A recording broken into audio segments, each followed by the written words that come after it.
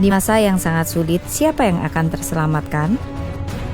Dari catatan sejarah, kita menemukan bahwa wabah atau pandemi menargetkan sekelompok orang tertentu, dan mereka yang ditargetkan tidak bisa melarikan diri.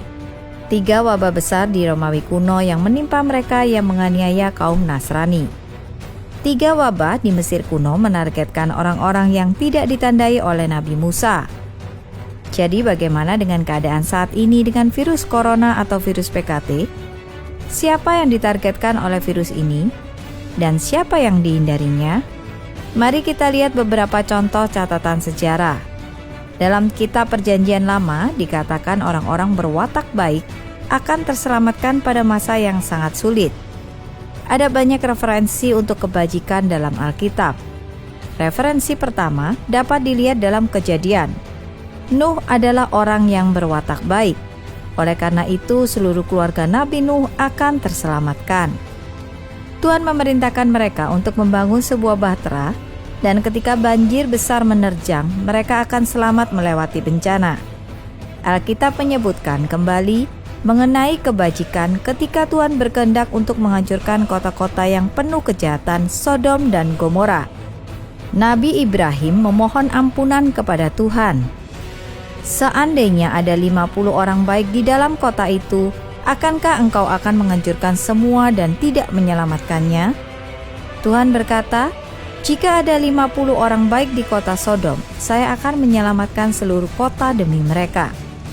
Nabi Ibrahim terus memohon kepada Tuhan, memohon agar jumlah orang-orang baik yang terselamatkan bisa dikurangi menjadi 45, 40, 30, 20, dan akhirnya 10.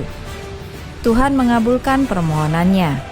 Ia berkata, demi 10 orang tersebut, saya tidak akan menghancurkannya. Tuhan mengirimkan 2 malaikat yang menyamar dalam wujud pemuda tampan untuk menelusuri keadaan. Dan ditemukan bahwa ternyata hanya Nabi Lut, istrinya dan 2 putri mereka yang berwatak baik. Mereka memiliki iman yang benar dan tidak melakukan kejahatan. Para penduduk lain bahkan ingin memperkosa kedua pemuda tersebut. Moralitas telah jatuh dan perilaku bejat sudah dianggap biasa. Para malaikat meminta Nabi Lut dan keluarganya untuk meninggalkan kota.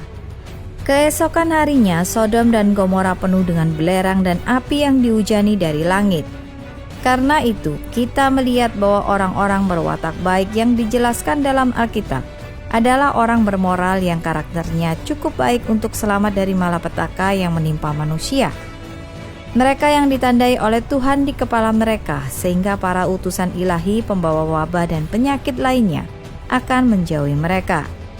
Di timur, Tao Chang, Taoist Canon juga mendiskusikan mengenai wabah dan bagaimana mereka terjadi. Suatu hari, dewa surgawi kuno melihat orang-orang di dalam dunia fana terinfeksi penyakit. Bagian tubuh mereka bengkak dan panas, tangan dan kaki nyeri dan menyakitkan. Mereka mengalami sakit kepala yang sangat menyakitkan dan sulit untuk makan. Setiap orang mencari obat penyembuh. Dewa surgawi kemudian menjelaskan bagaimana wabah bermula. Selama bertahun-tahun beberapa orang menjadi tidak hormat pada dewa, menyalahkan dewa atas kesulitan mereka, dan menunjukkan bahwa mereka benar-benar mengabaikan dewa. Beberapa orang menggunakan sanjungan untuk mendapatkan apa yang mereka inginkan dan melakukan segala kejahatan. Sebagai akibatnya, mereka terinfeksi dan merasakan derita akibat wabah. Dewa surgawi memberitahu orang-orang yang terinfeksi untuk tidak memakan sayuran pedas, berbicara dengan halus dan bersikap lembut, berbelas kasih dan bergembira, dan menyalakan dupa di altar untuk membangun kembali komunikasi dengan ilahi, dan secara tulus memohon kepada ilahi untuk memberi ampunan. Ketika orang-orang tulus menghormati ilahi dan membaca sutra dengan hati yang murni, dewa utusan wabah akan menarik kembali wabah dan epidemi akan berakhir. Mengacu pada kondisi saat ini, wabah yang disebabkan oleh virus PKT telah turun di dunia, sebagaimana yang diprediksi oleh Liu Powon. Lalu siapa yang menjadi target wabah ini? Dan siapa yang dijauhi oleh wabah? Kitab Wahyu mengatakan, dan dia, binatang buas yang menganiaya pengikut domba atau jalan Tuhan, menyebabkan sehingga kepada semua orang, kecil atau besar, kaya atau miskin, merdeka atau hamba. Diberi tanda pada tangan kanannya atau pada dahinya, dan bahwa tidak seorang pun dapat membeli atau menjual kecuali dia yang memiliki tanda atau nama binatang itu atau nomor namanya. Dengan kata lain, mereka yang ditandai oleh binatang buas adalah milik iblis. Mereka terdaftar di buku kehidupan iblis dan tidak bisa diselamatkan.